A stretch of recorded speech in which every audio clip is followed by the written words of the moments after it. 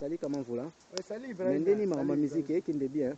Oui, ça va, ma musique est tout les autres. Mais ce rôle, c'est nini aux gens on monté pour la public là.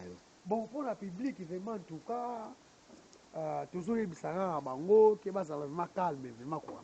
Que kalaté. Que kalaté vraiment, babilo ko vraiment ko bima. Babara tout vraiment tout toujours dans la propre vraiment.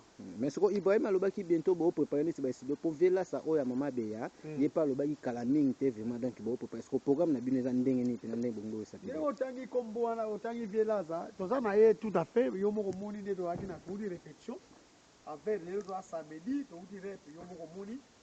Donc babara tout ma propre vraiment tout cas bon vraiment chant vraiment ils a bien préparé.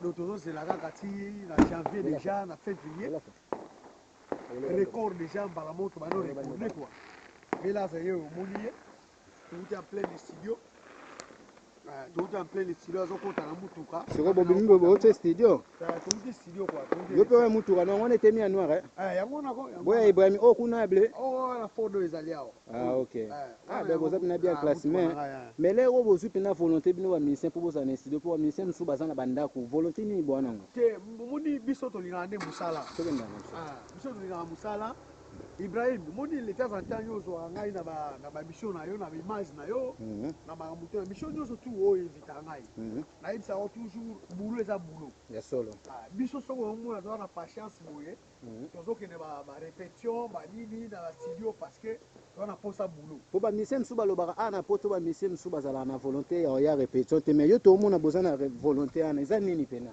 que mon musique est sans frontières biso de do sala boulot do sala mais c'est là na mukena nous bon est-ce que Ibrahim ko ka tara mukete parce que